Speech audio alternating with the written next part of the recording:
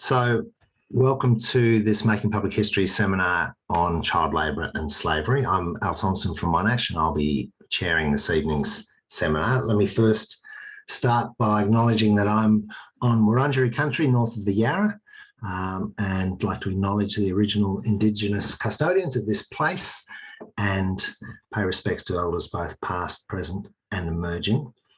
The Making Public History seminar series is a series that's jointly offered by the History Program at Monash, the History Council of Victoria and Old Treasury Building, where in the past we've had the pleasure of meeting. The last couple of years, for obvious reasons in Victoria, we've been doing it like this on Zoom. These seminars aim to explore issues and approaches in making public histories, and they're open to anyone interested in the creation and impact of histories in contemporary society, and we're really pleased that you've joined us this evening. How this works this evening, we've got three wonderful speakers, Jane Lyden, Claire Lowry and Susie Prochky, talking about child labour and slavery.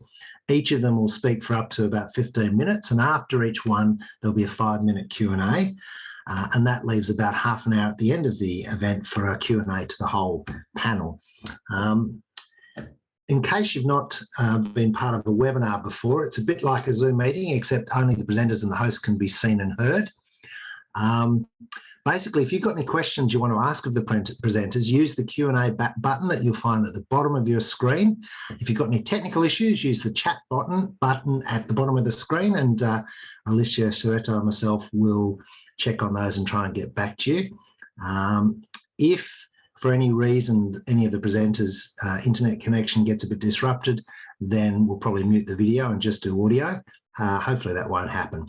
And I should just let you know we're recording this webinar tonight, and the Making Public History webinars go up on the History Council of Victoria website. So the recording will be available in a week or so. The speakers have all given their consent to being recorded, and I guess you just need to know when you ask a question. If you don't want to be identified, don't use your name, but if you're happy to be identified, then please do.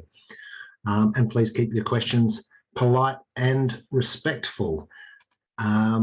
Actually, I'm going to, at that point, stop sharing my screen and I think at that point, introduce our first speaker.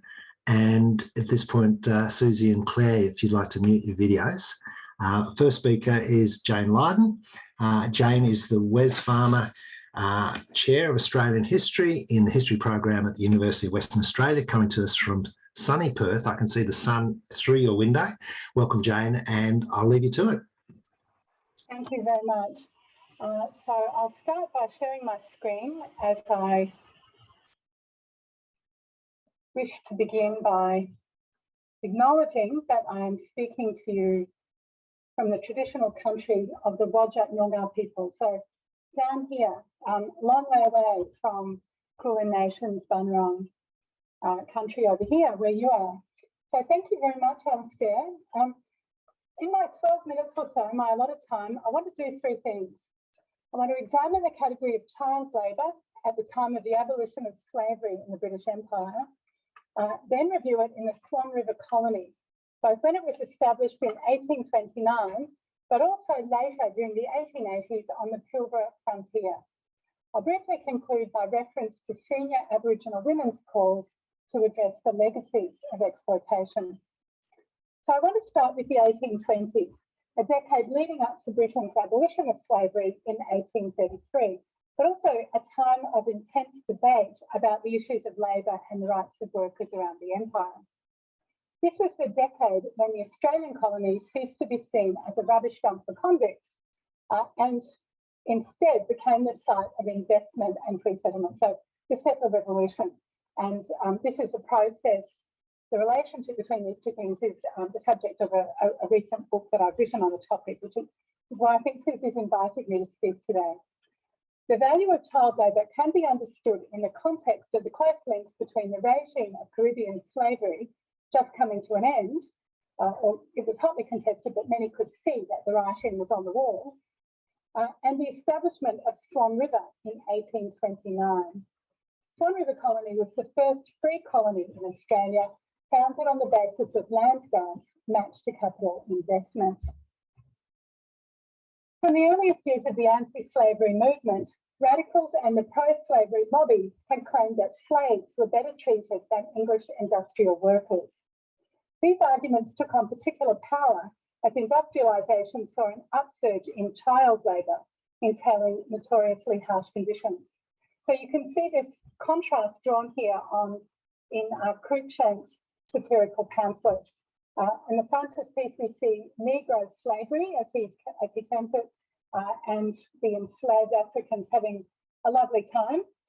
And he contrasts that with so-called English liberty, where the families are starving and the child workers are on the point of death.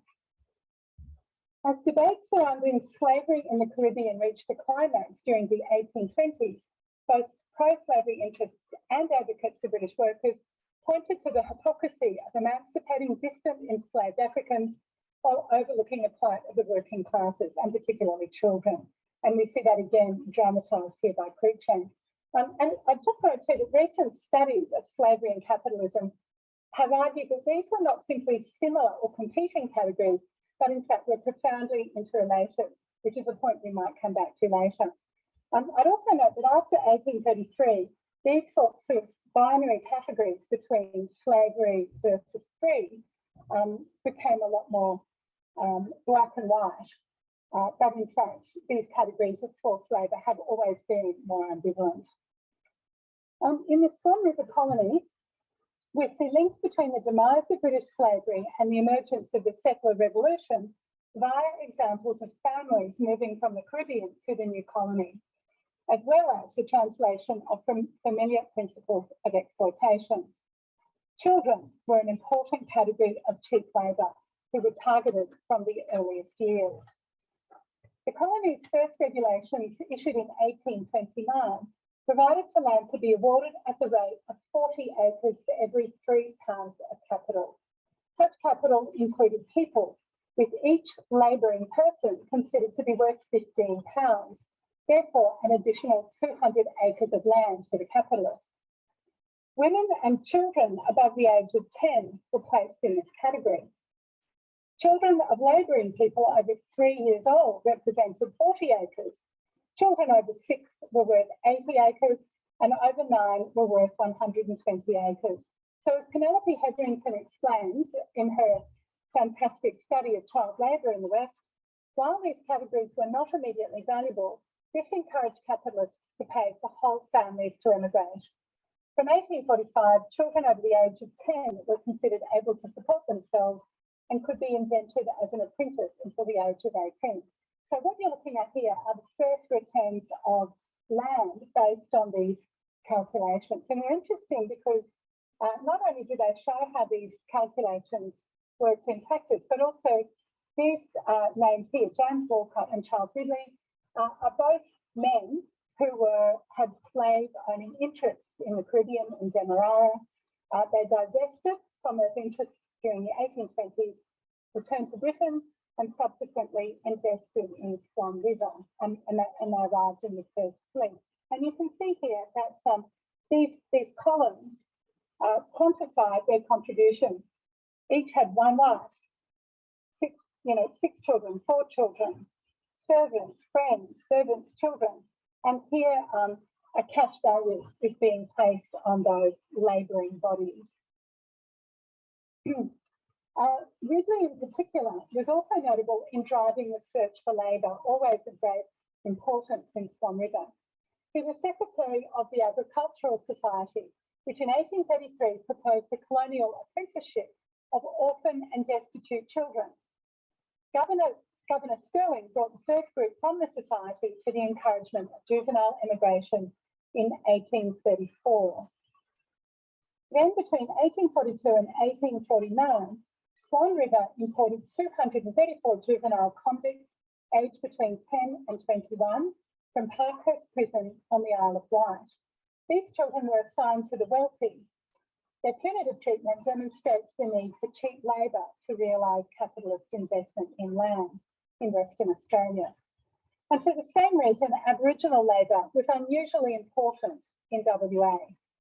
In 1841, Governor Hutt reported that the 2 races were interacting in peace, proved by the employment, as he wrote, in many parts of the colony menial servants in the houses or on farms.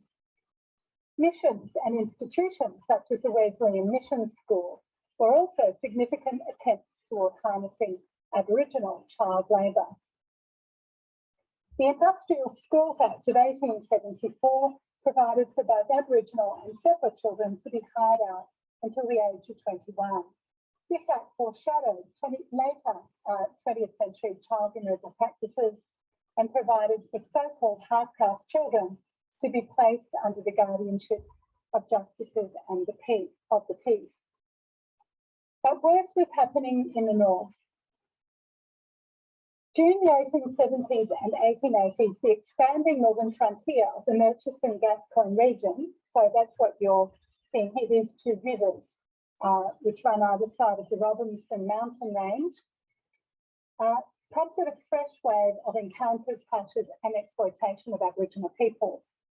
They became essential for working in the pastoralist and pearling industries, and a system of courts, police, prisons and punishment was imposed to ensure a labour supply. But this looked very much like slavery to many observers. So, for example, when Governor Robinson returned with his second term of office in 1881, he wrote a dispatch in which he referred to the state of things little short of slavery. In 1882, government resident Robert Fairbairn was sent up to inquire into relations, and he revealed a culture of secrecy that condoned violence, coerced labour, and especially the sexual exploitation of Aboriginal women and children. Fairbairn quoted Charles Brotman of Manila Station on the Gascoyne, who stated, who noted that his men keep women. He likes them to do so as they warn them of danger, and the men themselves are more contented. So I think perhaps most revealing were some of the responses to Fairbairn. His report elicited some furious attacks from the pastoralists, and in Fairbairn's response, so here published in the Government Gazette, he basically says, well, you're the ones who are whistleblowing. You know, I didn't say anything in my report which would suggest that you were kidnapping women, but as Mr. Brockman will ventilate the subject, I may very properly call upon him to explain the circumstances under which a young girl was tied up to a tree close to his house only a few days before my visit. So I think this really points to this culture of secrecy about the kidnapping and rape of Aboriginal girls and young women. Fairbairn went on to note that he had heard revolting stories of the most revolting nature, touching the treatment of girls of tender age by men on the stations. And of course, just a few years later, the much more well-known case of the Gribble Affair, the scandal prompted by the Reverend John Brown Gribble's attempts to establish a mission in the district of Pilbara, and his 1886 booklet, Dark Deeds in a Sunny Land, also named The Unnameable. He wrote that women and girls were being exploited very widely and termed this frontier regime slavery. So, as is now well known, the outcome of these inquiries was to advance the increasingly oppressive regime of regulatory oversight of Indigenous West Australians. From 1886, children could be indentured as apprentices at any suitable age and sign contracts from 14 years of age, which of course is a means of controlling their movements and ensuring a reliable labour supply. The abuse of women and children was known but concealed from public discourse, even as a growing population of so-called half-caste children were institutionalised and trained for work. These legacies continue today, as Indigenous women continue to point out. One very powerful testament to this, the origin of sexual violence in Australia, deeply grounded in this historical toleration of systemic rape, is Sally Morgan's memoir, My Place. So this revealed the continuing impact of these pastoralist families' exploitation of Aboriginal women.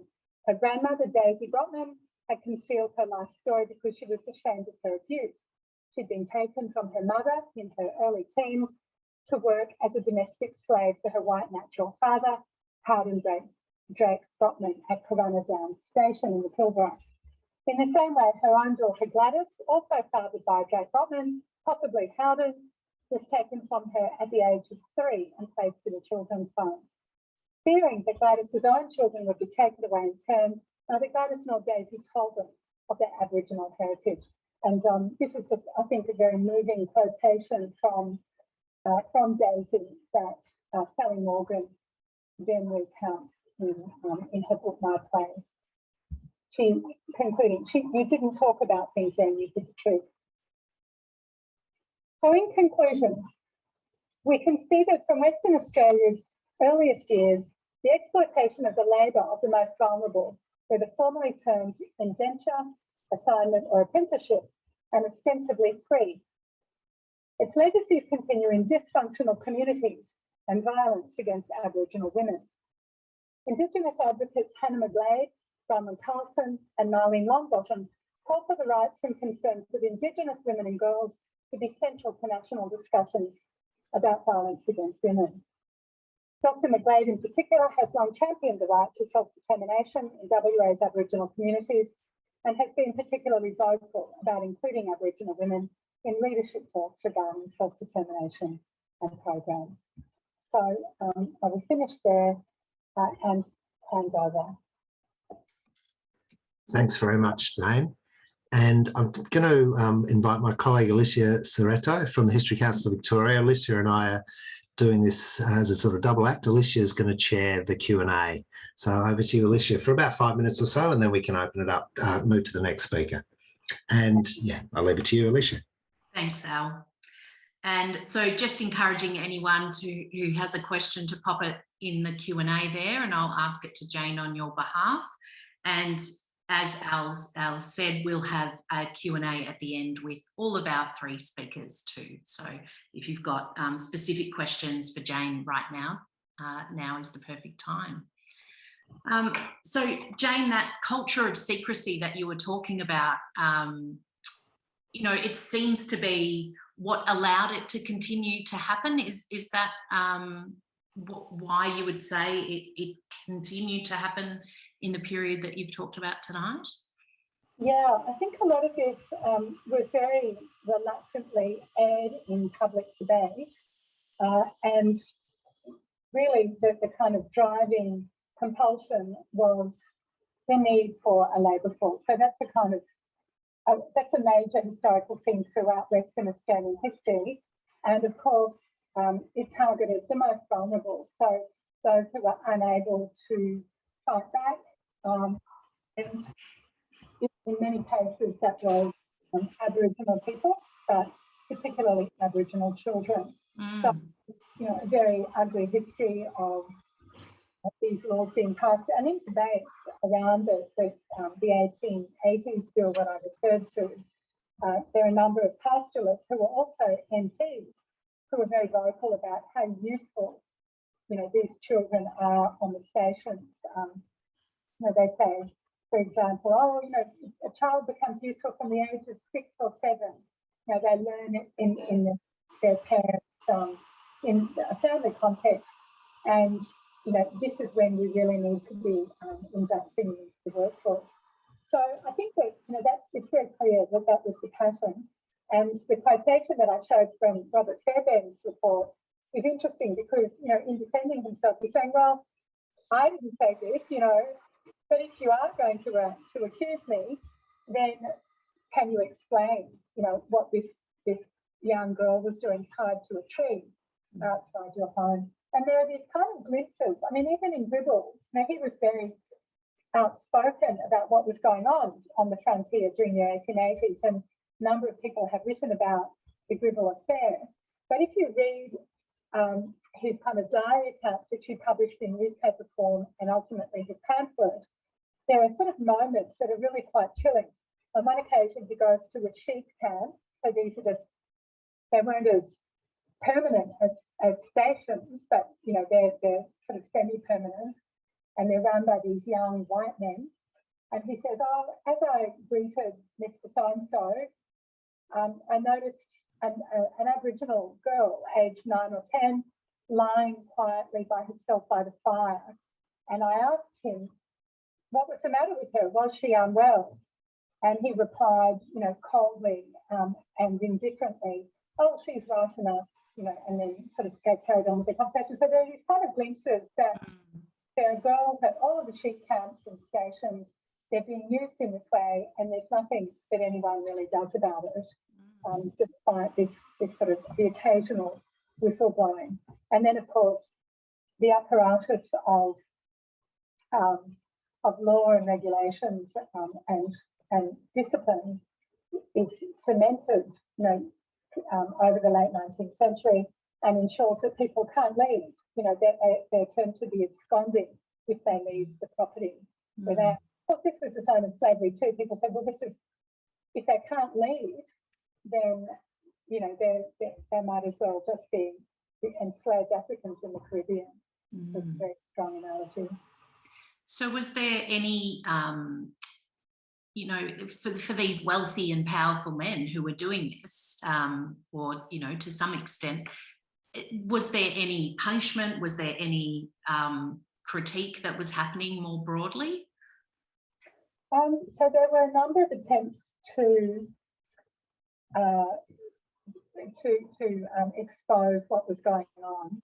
But of course, Western Australia gained responsible government relatively late, and in its constitution, finally granted in the 1890s, there was a clause that responsibility for Aboriginal affairs would remain with the Crown.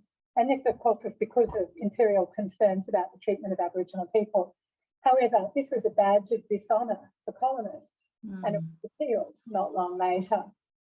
And so from then on, it was a story of increasing surveillance and control. And of course, we know about the stolen generations, but I think often we don't stop to acknowledge that it's also about training Aboriginal children for a workforce and producing this sort of labour class at the same time. So very little in the way. Yeah, and then of course, we know that at the turn of the century, again, some outspoken critique led to an inquiry, the Roth Inquiry, 1904, 1905, and then that in turn produced more legislation and more oversight of Aboriginal lives. But, it's a very sad tale, really. Yeah, definitely. And, I suppose today is what legacies do we see today from this 19th century child labour? And so I think that education was not prioritised. This is a kind of truism since Paul Hasluck's history of Western Australian Aboriginal people. And I think we do see that in the north, that facilities like education are not prioritised. There are dysfunctional communities that are still struggling in the wake of these sorts of extractive frontiers. And so in the Pilbara in particular, problems with abuse, domestic violence and so on are particularly rife. So Hannah McGlade is a prominent Noongar lawyer whose career has been devoted to working for Indigenous rights and child rights in particular. And she has argued consistently for the need for stronger Aboriginal voices, and particularly those of women. Yeah. Jane, thank you. Thanks for your talk tonight and the questions that you've answered, and we'll have Al back and see you in the big Q&A at the end. Thank you. Thanks. Thanks very much, Jane and Alicia.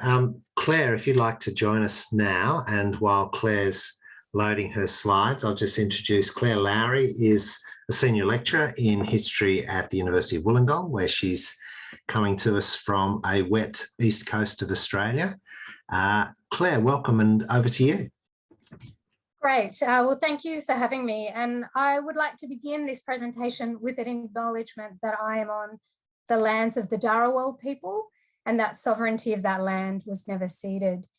I also extend my respect to elders past, present and emerging.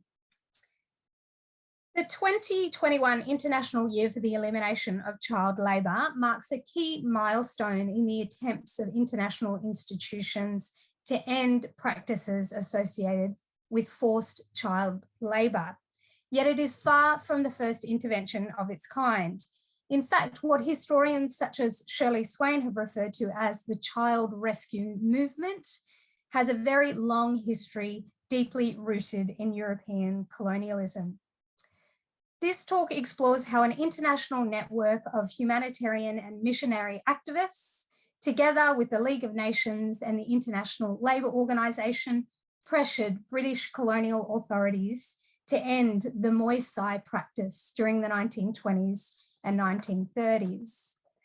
The Moisei practice was an established Chinese tradition that involved impoverished families selling their daughters into servitude. The system continued to be practiced in British colonies, including Hong Kong and Malaya. Concerned by their status as slaves and reports involving the abuse of Moisei, activists, along with representatives from the League and the ILO, called on British colonial authorities to end the practice. Perhaps somewhat surprisingly, however, British colonial officials, particularly those on the ground in Hong Kong and Singapore, were reluctant to do so.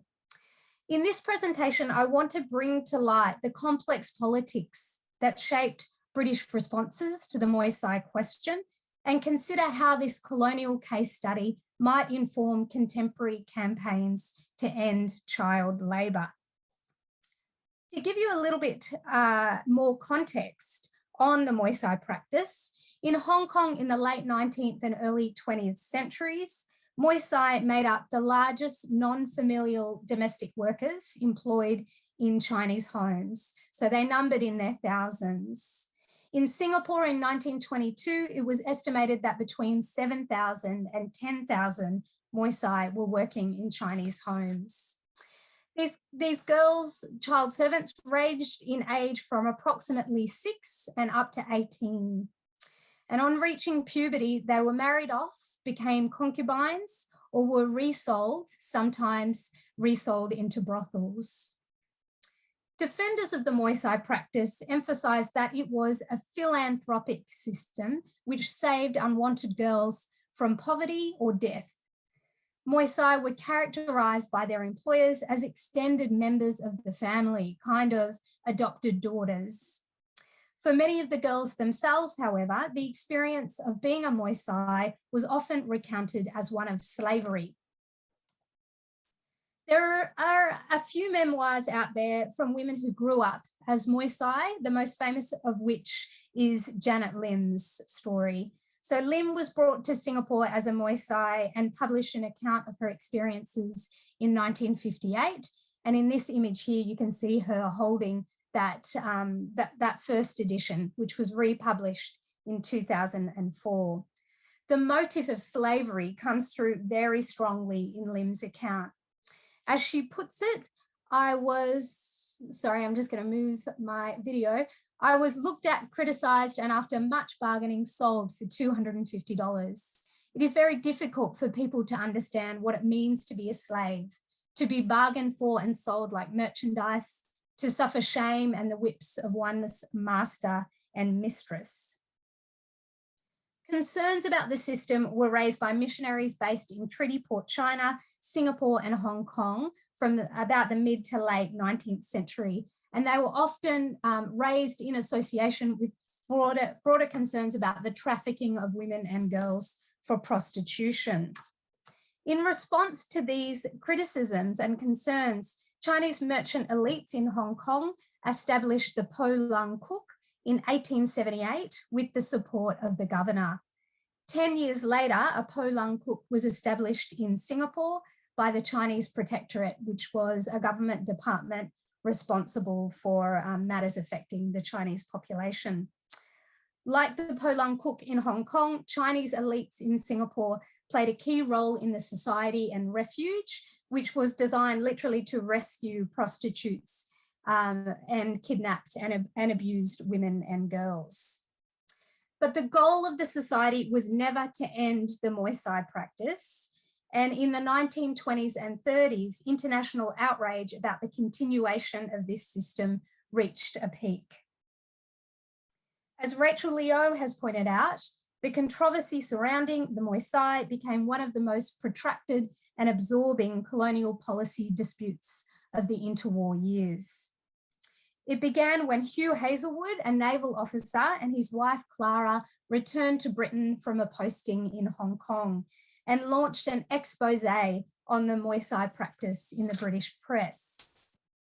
In a campaign that began in 1921, the Hazelwoods wrote to multiple newspapers describing firsthand their experiences of encountering abused and exploited Moisei. They also petitioned the British government, querying why it was that a system such as this could exist in colonies ruled under British law. Their accounts, such as this one by Clara Hazelwood, were reproduced in full in the newspapers of Singapore and Hong Kong. The response of colonial authorities to this emerging controversy was to attempt to de-escalate the situation by emphasising the philanthropic and familial origins of the Moisei practice. As the Attorney General in Hong Kong put it in parliamentary debates, Moisei are not slaves. The girls are members of the family. Many of the Moisei, I think the majority, are contented with their lot and are fairly well off. Authorities in Singapore agreed, with the protector of Chinese, Victor Purcell, emphasising that the Moisei was a member of the family and thus rarely subjected to abuse. The arguments of British colonial authorities then mirrored those of Chinese elites who were seeking to legitimise the system as one in which poor girls were saved from a life of misery. And it's probable, I guess, that the British authorities on the ground genuinely believed in the merits of the Moisei practice. But there were also strategic reasons for the British to take the side of the Chinese elites who were defending it. Hong Kong and Singapore were Chinese majority colonies.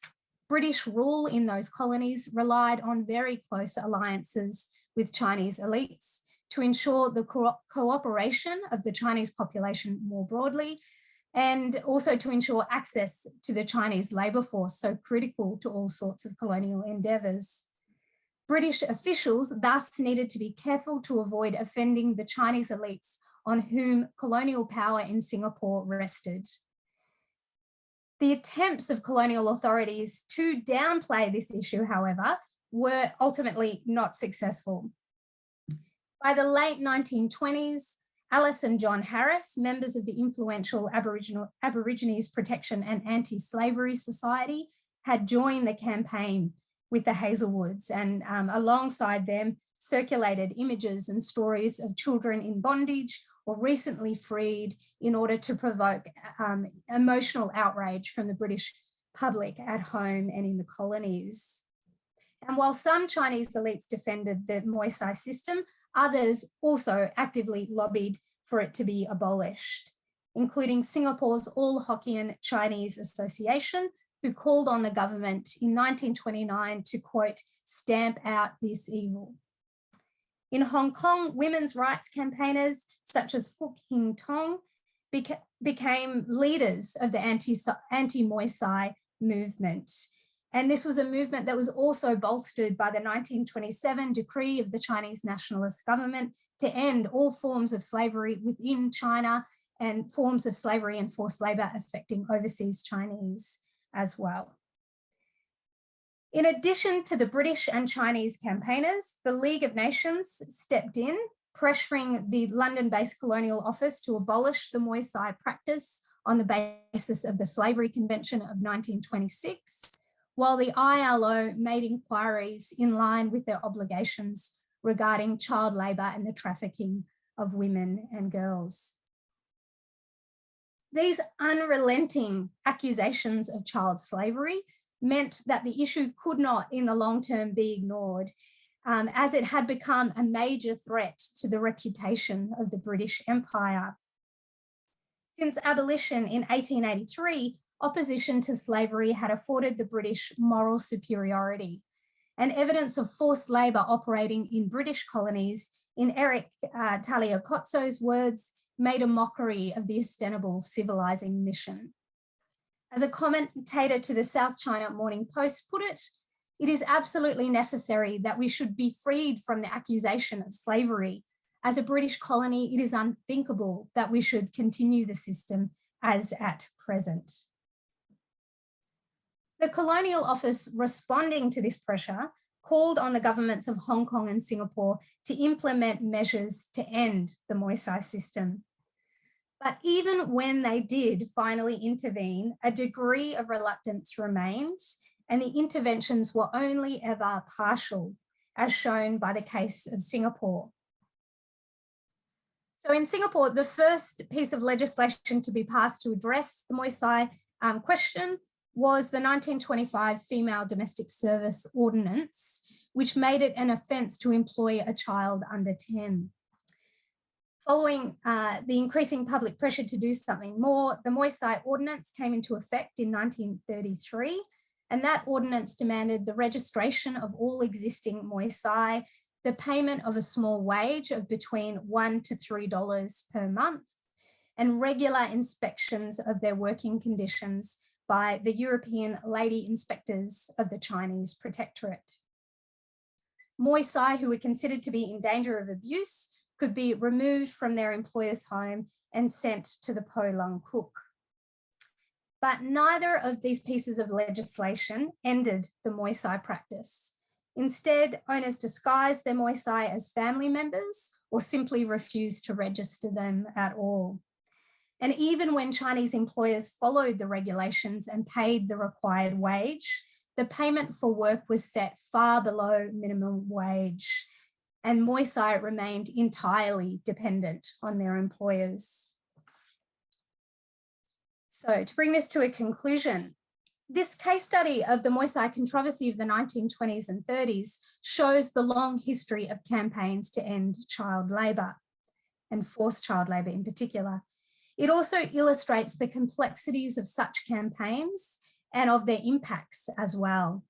The vested interests of ruling elites and the hierarchies that underpin British rule worked as barriers to abolition. When the reforms were finally introduced to end it, they certainly saved reputations, but they did not necessarily result in genuine change. Ultimately, then, I think this paper offers a cautionary tale that can perhaps inform contemporary strategies for ending child labour. As I'm finding in another project on Chinese indenture that I'm working with with Julia Martinez, abolition of forced labour is rarely decisive or straightforward. Thanks so much, Claire. Alicia, over to you. Thanks, Al. Thank you, Claire, for outlining the complexities of all of that and the way that reputations and political sort of aspirations were an impact there. And while I wait for questions to come in from our audience, I was thinking about the campaign and the image that you showed us, and I wondered how powerful and important were the images that were shared in terms of, gathering up that international outrage and responses. Yes, I mean, it's so central in terms of, the motivating public emotional responses from the public. Absolutely a critical, like a very kind of strategic and thought through approach by the Aborigines and Anti-Slavery Protection Society. Was, a well-trodden kind of approach by them, and the Hazelwoods as well, that the way to move people is to show them what's going on the ground. So, and they're really interesting images, and now Anti-Slavery International still has all of those on their archive that you can kind of go and have a look at, and well, I mean, even just the ones that you showed us tonight were really powerful. And then those ideas of where you talked about, it didn't necessarily solve the problem. There were people being hidden or children being hidden as, family members, but they weren't really. So powerful. So Susie's got a question for you, one of your fellow panelists, and her question is, what happens to children like the Moisei who have already been removed from family when they are removed from slavery? What happens to them then? Yeah, so the ones who went to the Polang Kuk, which was described as a kind of place of rescue and rehabilitation, they received an education of sorts in domestic arts, then kind of training to go out and be employed as servants again in a paid capacity. And the other thing about the Polang Kuk is that it also worked as a kind of marriage market. So the girls would get married off. Right. So, and, you know, it's in Janet Lim's account, she talks about that maybe that it was worse being there because they were locked in that institution and not able to leave, closely surveilled in there. And, you know, when it first began in Singapore, it was a place where, you know, prostitutes were forcibly kind of had medical examinations and that. So that's like it's to rescue definitely vulnerable women, but also women who are kind of seen as immoral and needing discipline of sorts. So yeah, quite a kind of problematic experience. And the other thing that Janet Lim talks about is the European lady inspectors, especially a really famous one whose name was Mrs. Winter, who they were told to think of as a mother. But when she asked, could she go home with her because she was her mother, she was really disappointed to learn that no, that wasn't on the cards. So it's this all kind of maternalistic rhetoric to justify the system. And I mean, for some, it would have been good to be kind of exploitative and abusive situations. For others, it wasn't. And like all cases, some Moisei did talk about being treated okay in the home, and others had awful experiences. So just not straightforward in any respect. Yeah. And was there ever, Al asks, were there ever attempts to reconnect the Moisei with their birth family after the case?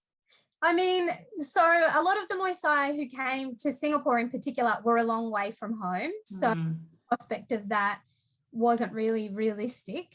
But in Hong Kong, maybe, and I know less about Hong Kong, I guess, because I'm more of a specialist on Singapore.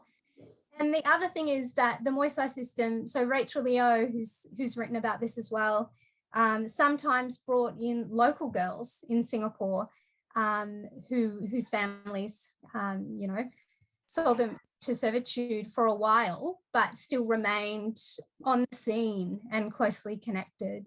And there's talk about some people who said, I was bought and sold, like Janet Lim, and there was a very clear transaction, and others would say, I'm giving my daughter into your care, and that would mean they could still have contact with them and see them.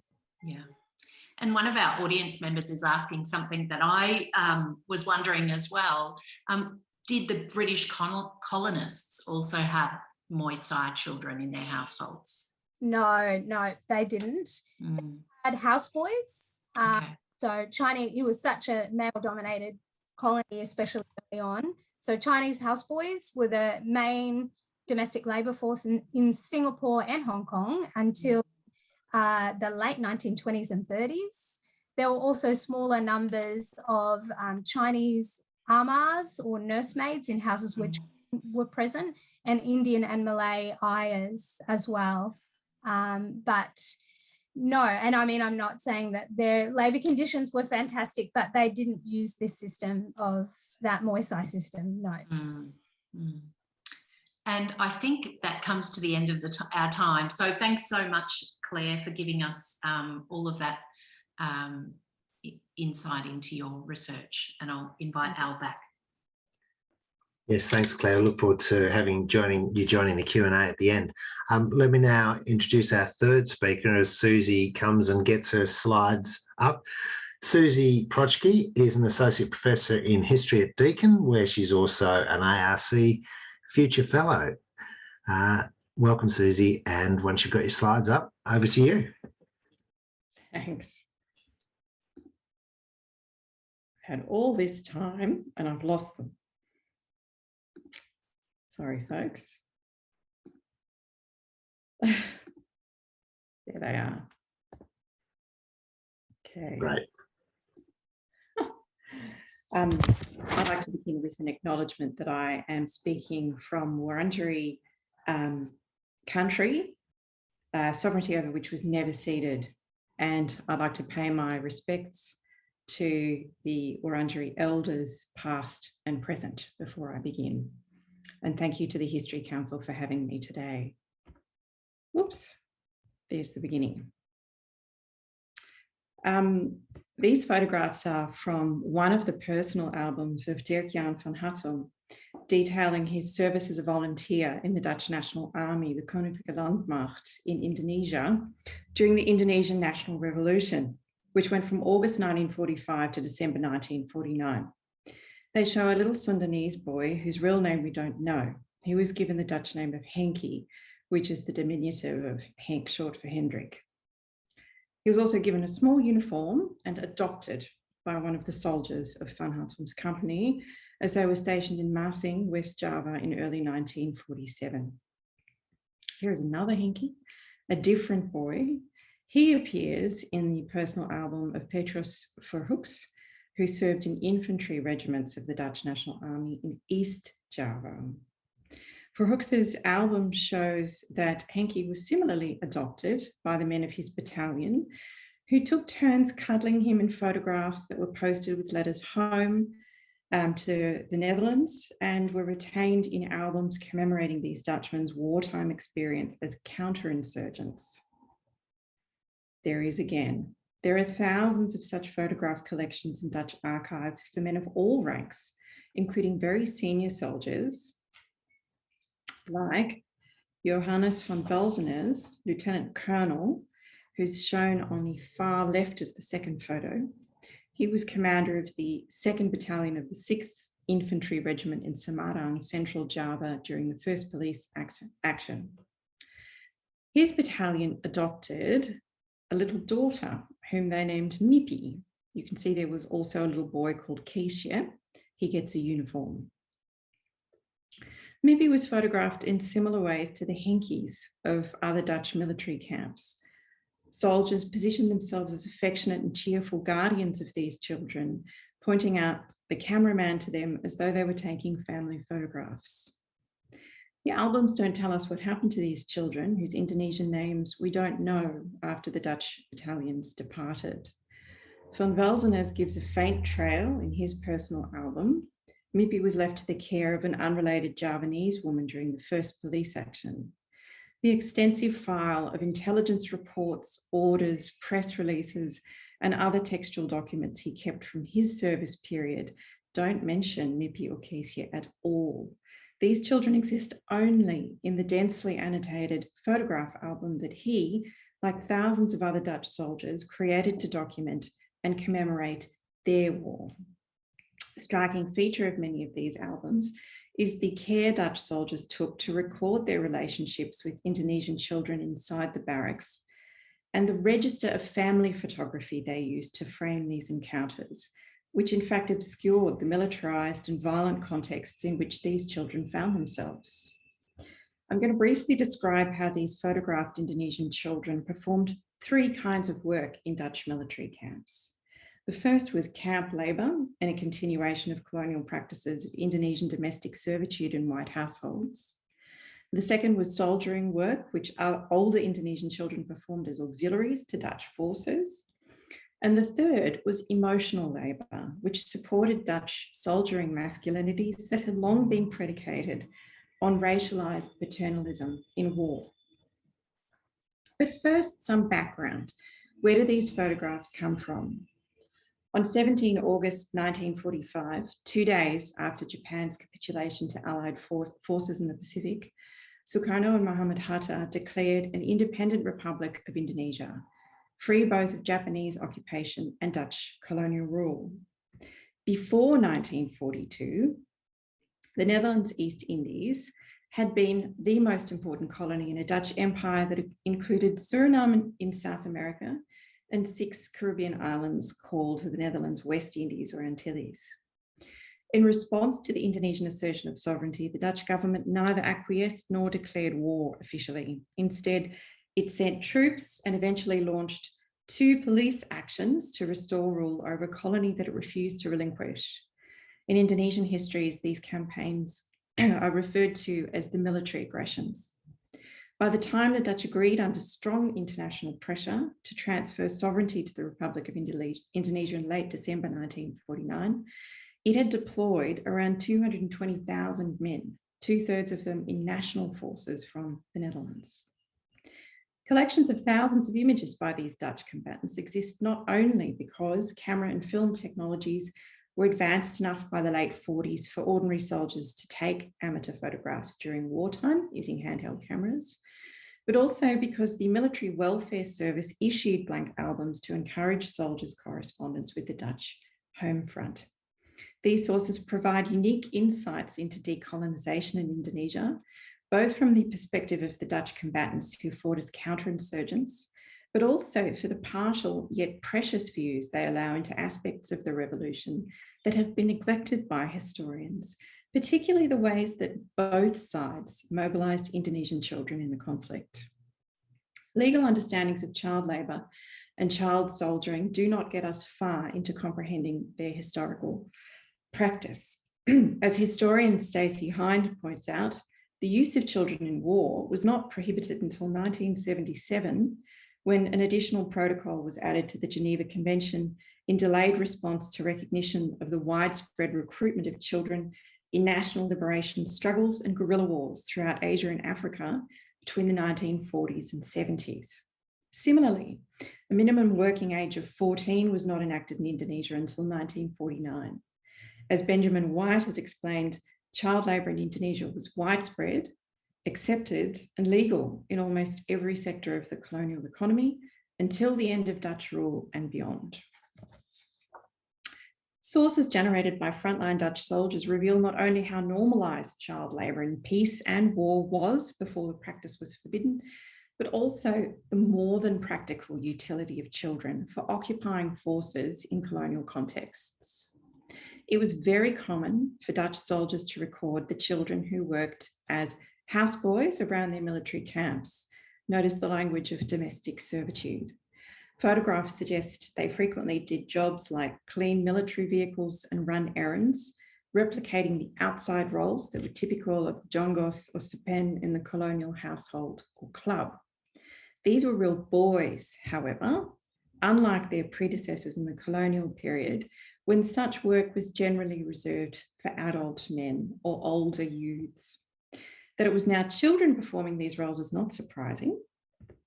Dutch forces were highly suspicious of youth and the young man, or pemuda, a term that quickly came to gloss revolutionary in the late 40s and still does in Indonesian histories today, where the pemuda is a hero of the revolution.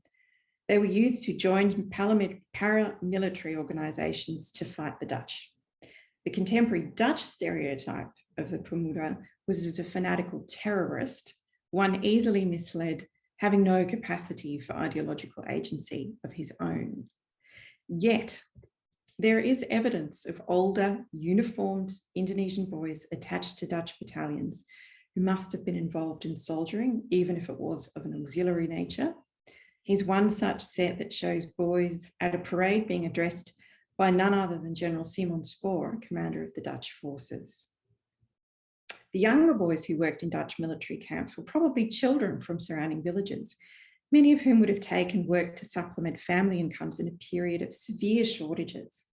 These were caused by Dutch blockades of Republican supply lines and followed hard on the heels of the recent Japanese occupation. I have more research to do on the origins of these boys and their roles in the Dutch military. That some of them may have been carrying out camp work puts them in a grey area of definitions of child soldiering, but we need to remember that in the eyes of others, on the Republican side, for instance, they would have been seen as aids to the Dutch, and this made them vulnerable to reprisals. I have no sense yet from the Dutch sources that these children were coerced into labour or soldiering, but neither can we talk of free agency and consent where children had spent their entire lives in conditions of wartime violence and scarcity, first under Japanese occupation and then under civil war, revolution and counterinsurgency. The only time Dutch soldiers recognised these exigencies in their amateur photographs was when they recorded the conditions of children outside their barracks. Here, personal and propaganda images of the sufferings of the Indonesian population under Republican rule became part of an enduring post-war memory of Dutch soldiers performing humanitarian work in their bid to restore colonialism. Good relations with local children were an important part of this paternalistic humanitarian image, which routinely overlooked the deprivations caused and atrocities committed by Dutch soldiers against Indonesians. The humanitarian gloss to Dutch paternalism and war constituted an evolution of recent colonial discourses. In 1904, during the final throes of the Aceh War, the military Dr. H.M. Neeb photographed the colonial army's massacre of villages in Kutareh, where more than 500 people died, 130 of them children. Neeb's photographs placed the soldiers who did the killing in the photographic frame together with their victims. This especially shocking image shows the fragile figure of a lone surviving child among the carnage. As Paul Bale has shown, while Neeb's photographs caused controversy and debate in the Netherlands soon after these events, ultimately, Dutch ruling elites interpreted them not as evidence of atrocity, but as proof that a paternalistic colonial state was better able to protect the interests of native children than the recalcitrant rebellious elders of their own community who put them in harm's way. What's new about Dutch soldiers' paternalism towards Indonesian children and possibly orphans of war in their amateur photographs from the late 40s is the way such images were mobilised to reconstitute a household at the front and position soldiers in explicitly fatherly frames. I use the term households intentionally because it was Dutch soldiers themselves who overwhelmingly preferred it to barracks or billet or camp in the captions to their own photographs. There are a number of reasons for this. One is practical. During the late 40s, Dutch armed forces frequently requisitioned existing residential areas of Indonesian towns and cities. There was also the pressing issue of maintaining soldiers' morale and that of their families in the Netherlands. World War II and the German occupation had only ended months before the commencement of revolutionary conflict in Indonesia in late 1945. The prospect of another long conflict made communication with the home front a priority, especially after September 1946, when the majority of Dutch combatants in Indonesia were conscripted. There were eventually 100,000 conscripts. So the idea of kind of showing access to a normal life was important for these soldiers in this context. Maternal intimacy was the major motif in Dutch soldiers' photographs of Indonesian children in their military camps. Even photos showing children explicitly as workers avoided signalling relations of servitude governed by class and racial hierarchies, which had inflected colonial photography just a few decades earlier. Instead, Dutch soldiers' photographs emphasised the comforts of home that Indonesian children provided them in ways that reconfigured the obligations colonial men were historically expected to provide as employers and reconfigured the lessons that colonial soldiers were expected to provide as conquerors. The presence of children offered poignant relief for soldiers whose home life otherwise involved a bizarrely homogenous society of other men. At the same time, showing Indonesian boys in uniform depicted them as having been turned rather than subjugated toward fighting on the right side of the conflict. This had never happened in the colonial era, even in the Dutch colonial army, which was the only such army in Asia to institutionalize barracks concubinage. That means soldiers were allowed to keep common law and official wives, as well as children who all lived in the barracks and often traveled with units on campaign. There are no photographs of soldiers in these circumstances taking delight in the company of child workers and soldiers drawn from the local population. So in conclusion, we can't know what Indonesian children in Dutch army camps thought of their conditions during the revolution, largely because the soldiers who photographed them did not record their stories and perspectives. It was these children's practical and emotional utility to Dutch soldiers that determined their meaning in these photographs. Their presence demonstrates how occupation forces co-opt and depend on civilian populations, including children, to keep morale as well as operations going.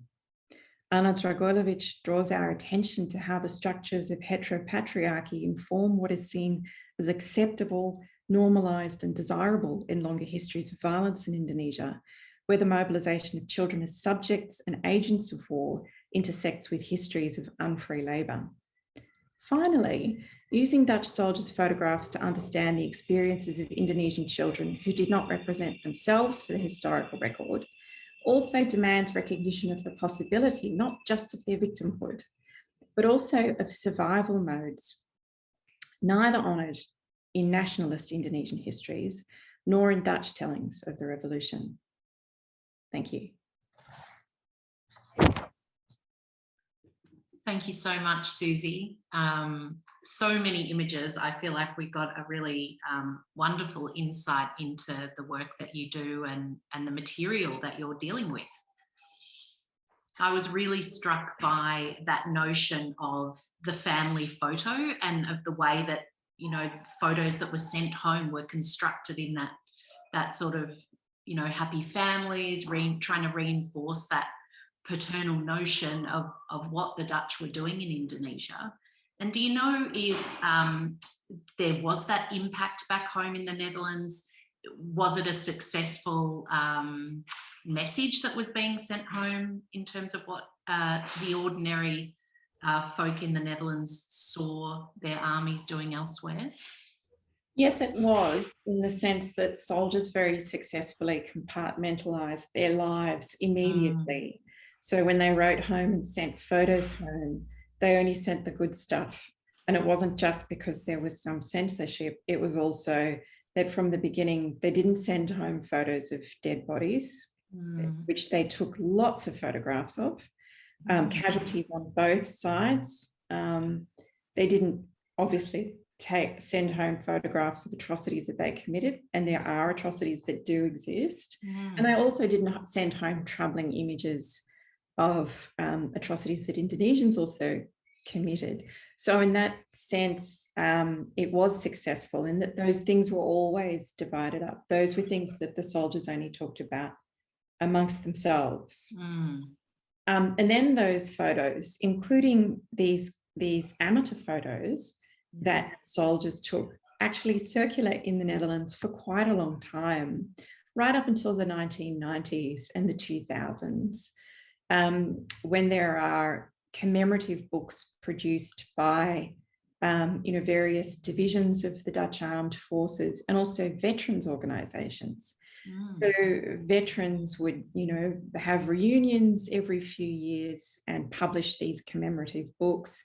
And they would get out their photograph collections and kind of circulate. They would print and publish commemorative work that would sort of show things like what I showed you, images of sort of benevolent relations with the population and the kids inside the camps as well. And were they there for quite a long time? Like, how long were the soldiers typically stationed in a particular area? So longer than in an area, they would move. They could be sort of deployed to different regions, but some got there in 1946, kind of early 1946, and then stayed until late 1949. So they didn't see their families for a very long time. Yeah. And also, sometimes guerrilla war is boring. So unless there was an official campaign, there was a lot of time where kind of not much was happening. And so kind of, just hanging around the barracks, there is an enormous amount of kind of leisure time. Then there's kind of all of this grey area where they go out into villages and kind of cleanse the population and do sweeps. And those kinds of things are not part of the official campaigns. So there's an enormous amount of time where these soldiers are there. Sometimes it's extremely stressful and unstructured for them. And then sometimes it's a formal campaign, and then sometimes there's nothing much going on at all. And you get a real sense for, interestingly, the way they use their photographs is this bizarre mix of kind of curating this normal life with as much of a mixed population as possible to kind of interrupt this strangely homosocial environment. And then full-on frontline war stuff, you know, sometimes on the same page. Right. Yeah, and what a contrast. And then, you know, it makes sense that they're constructing this narrative around, you know, what they want to send home or how they make sense of their own experience, I suppose. Yeah. And Al's saying, you know, in some wars, soldiers are instructed not to take photos, like in you know, World War I Australian forces. So he's fascinated that the Dutch were encouraged in this case. And how much was that military propaganda technique? Was it motivated by the men themselves, or was it something to do with the timing of when technology was available to these amateur photographers? It's kind of all of those things. So, I mean, there's interesting work to be done on reconstructing how the photographs were actually made. So I've been paying attention to the stamps on the back of them. Sometimes the little, a studio would develop them. Some would be sent home as roll film and developed in the Netherlands.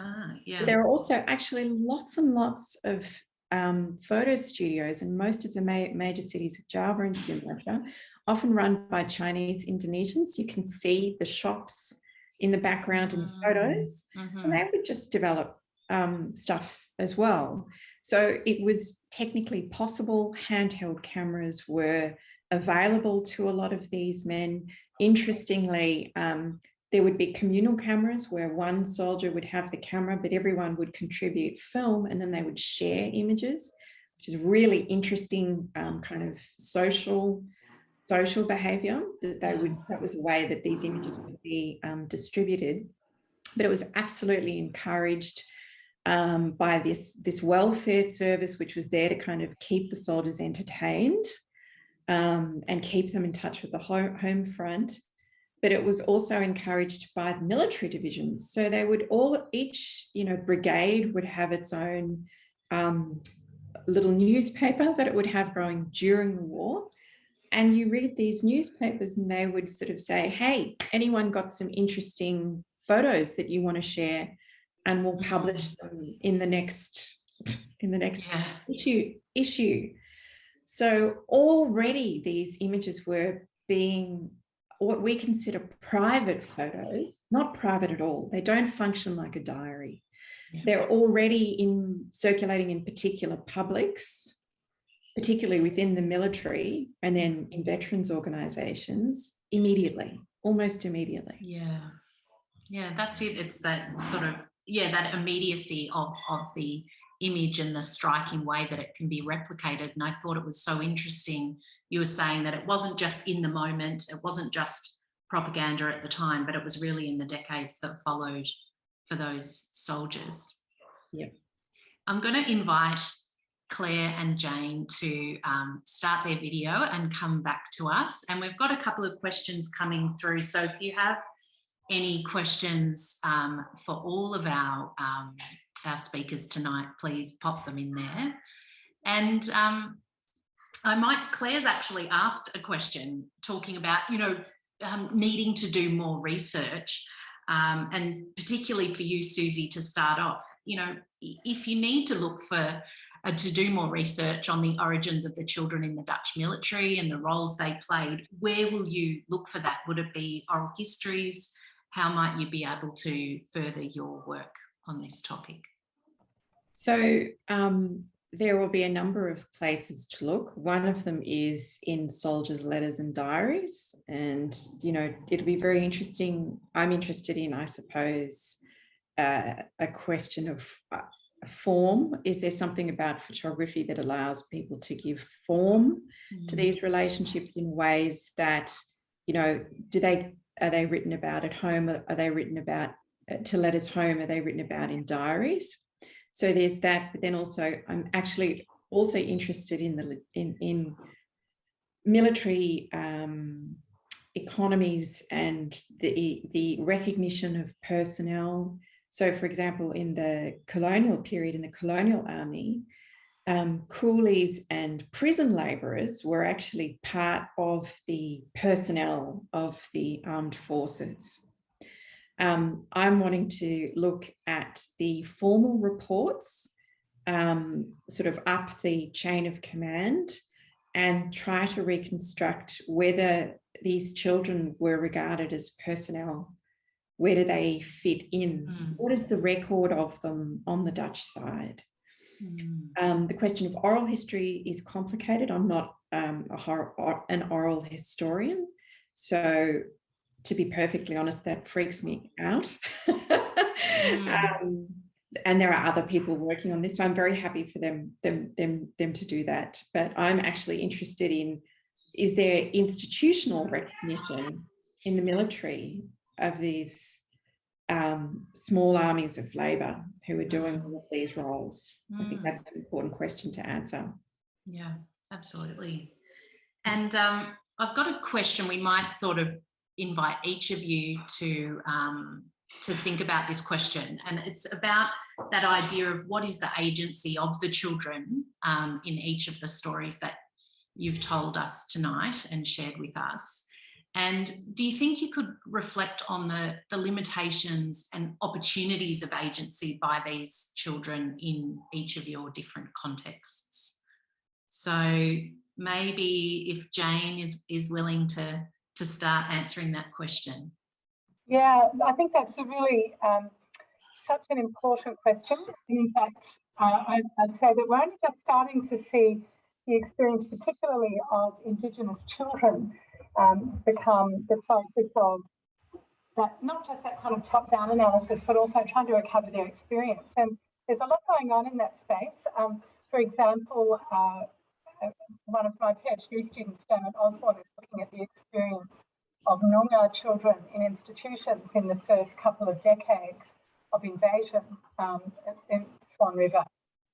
And she has a background in native title research, so she's using those tools of family history to follow each child as they move around from place to place. Another student, Brian Mills Johnson, submitted his master's recently on a little boy called Yonki Yonka, who was kidnapped from Bunurong country when he was aged around 9 by a sealing sort of group, and then taken to Bass Strait, but then made his way to Western Australia, where he worked as a shepherd, still at the age of 10 or 11, before finally making his way back to Wurundjeri country, where he makes his way into the record. So these amazing life stories that I think emerge. And of course, my colleague Shino Kinishi, who's leading a project on the Indigenous biography with the Australian Dictionary of Biography, is heading a sort of team that is now aiming to recover these Indigenous life stories and contribute those to the sort of national biography project in quite radical ways. Thank you, Jane. Claire, do you have a response to that question? Yeah, and I think it's a great question. And I guess with the Moisei, and particularly those that were in Singapore and so far from family back home and so young, there's, agency and opportunities to break out or whatever were very limited. But when I think it's a good question because I had to really reflect on it. And I think there is evidence of agency. So things like if you were brave enough to say to a European lady protector, yes, I'm being abused, save me. So that's definitely agency. And there's other accounts from Moisei who talk about building emotional connections with their employers, especially the kind of mistress of the house, to kind of build a sense that, yes, I am your daughter, you are my mother, you need to look after me, I am a genuine family member. And then I guess those who did get incorporated into the family as a concubine and were able to kind of navigate that, that also demonstrates agency.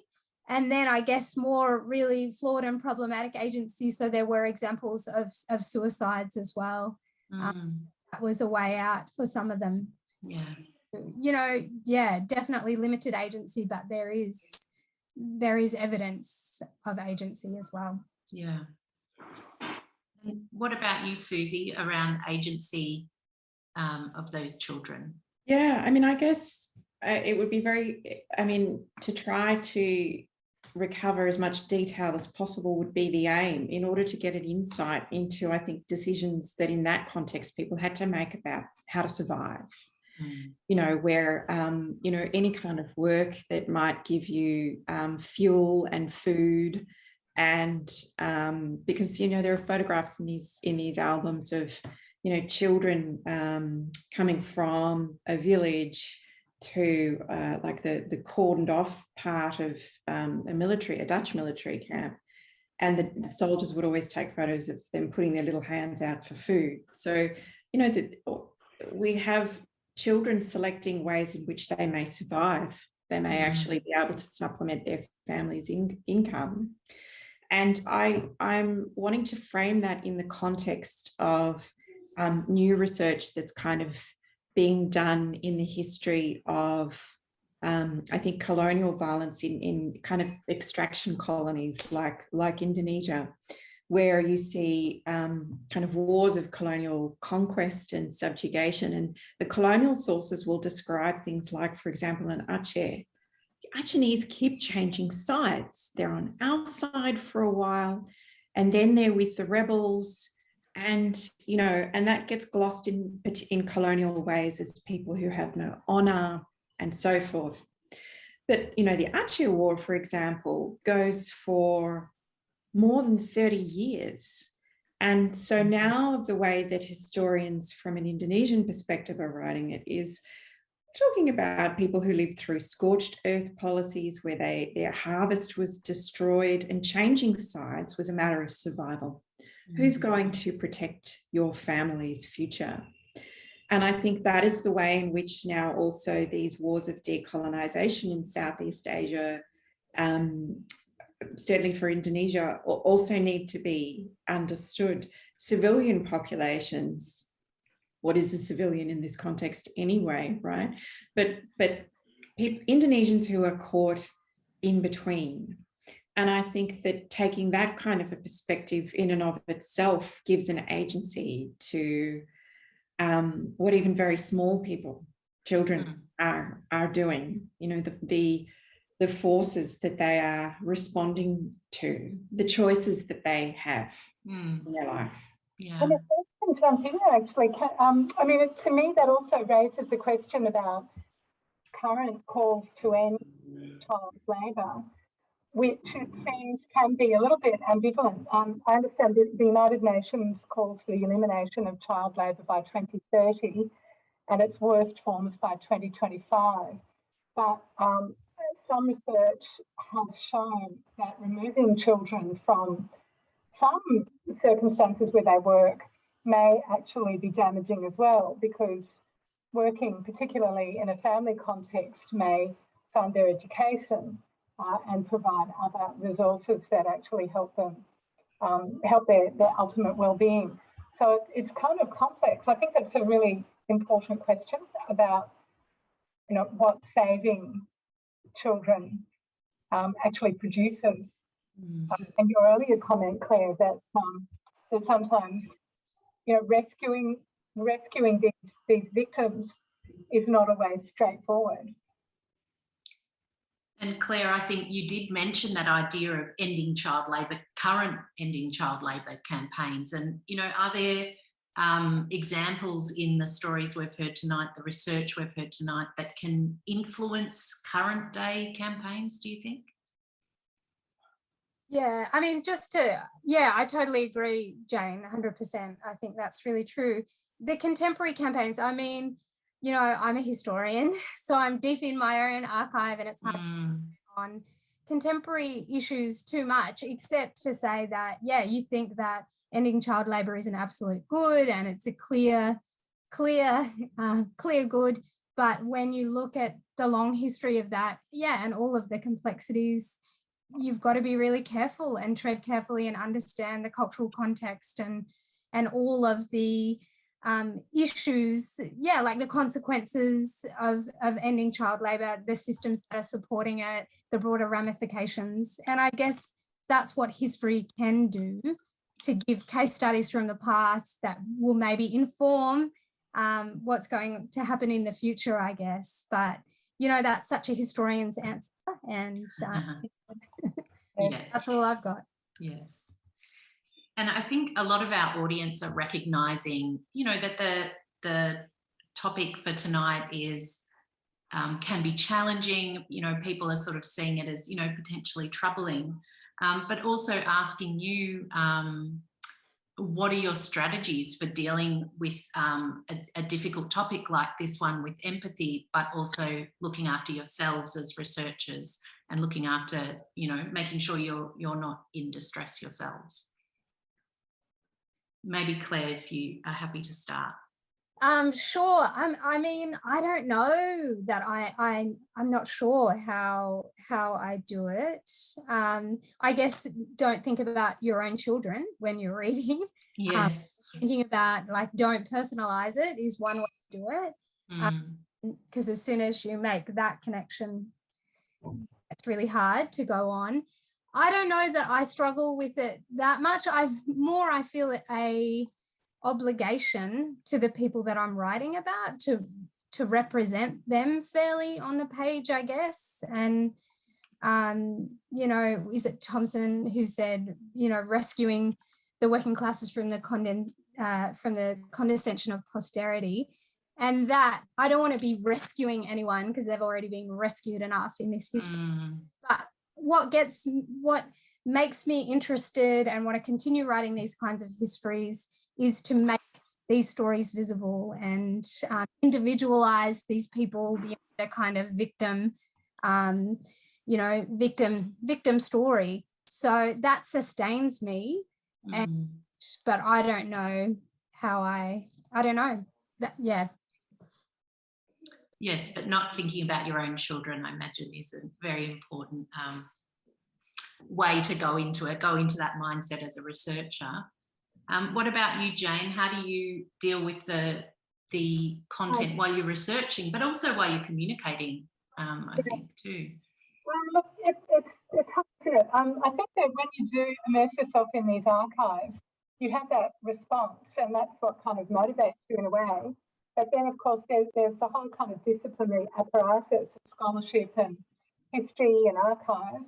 And after a while, I guess you become accustomed to it, so it doesn't have quite, it loses its edge in terms. So I'm thinking about images, for example, or stories. But of course, there are moments where, you know, I've been giving a paper and it kind of hits you again, and you sort of struggle a bit with your composure, or, you know, it can be a little bit, it takes you by surprise.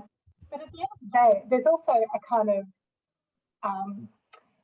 I think reflecting on the legacies and some of the complexities in that, you know, those kind of intellectual questions or complexities help me also to move away, you know, from those very emotional moments as well. And to see, you know, so for example, when we're talking about, you know, these humanitarian or anti-slavery movements, often, and again, I think both of you, Susie and Claire, I think you referred to the way that there's a particular image or a moment that might move viewers, but then it can often be quite hard to move them and to affect any change. So what is it that does press that button? So there's a kind of an intellectual question around that as well, which perhaps moves you away from a kind of direct visceral response. I don't know, what do you think, Susie? Yeah, you're our last respondent, Susie, on that question. I think it's a very interesting question, and I do think about it a lot, because, to be honest, it can be exhausting. I mean, I have gotten up and walked out of an archive because I need to have a moment after some seeing, you know, shocking things. I also have to say, you know, the historiography of this stuff can be deeply depressing. It's actually really, really, it can be very emotionally exhausting to be reading, as we have to do, I think, about all these other instances in other contexts that kind of help you to sort of start to theorize similar structures and all of the other kinds of, as Jane said, disciplinary tools that we need to do our job. I actually think that raises, for me, intellectual material, which is actually fundamental to what we do. I do think of my child when I look at the pictures. I wouldn't show it to him and discuss it with him because he's too young. But for me, the question of the role that we play in being able to see a number of perspectives and redistribute empathy where it's been monopolized in particular areas for historical purposes starts out with the same kinds of feelings that we have as researchers of actually having enough, being quite tired and wanting to look away, and sort of feeling exhausted and overwhelmed by it all. But I actually find that a source of, it's intellectually interesting because actually those questions are actually, they're often in the primary sources that we're dealing with, and they're very much in the historiography that we need to read. And there are huge debates around the extent to which we should or should not be moved by images of other people's suffering and stories of other people's suffering. So it's exhausting sometimes, but it's sort of grist to an intellectual mill as well. So almost like you need to allow the emotion in so that you're, you know, providing that nuanced response to it. Well, some things should be confronting. Yeah. Yeah. Yeah. Go on, Jane.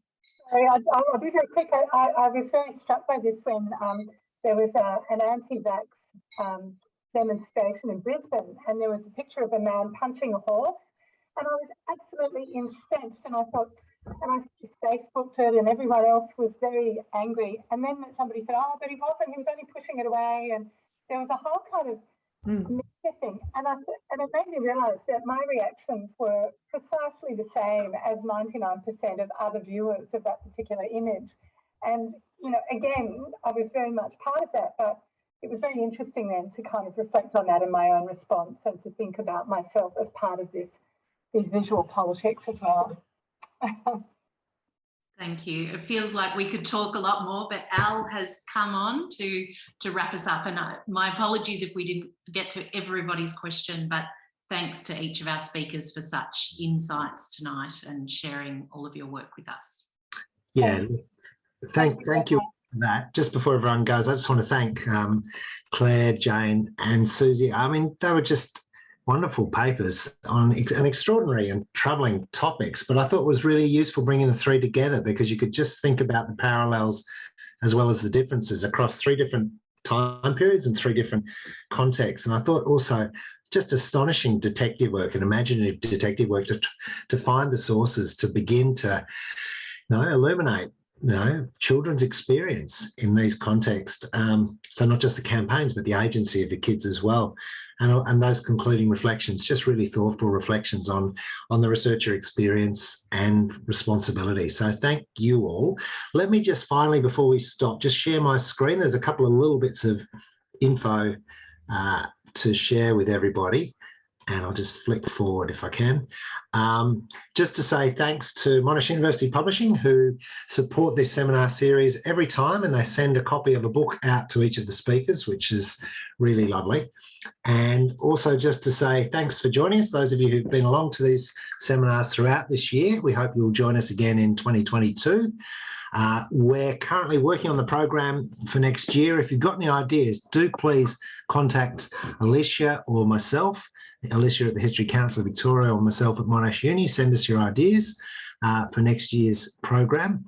And that's it for 2022. And thanks very much for our panel, and thanks all of you for coming along this evening. Thank you. And goodbye. You.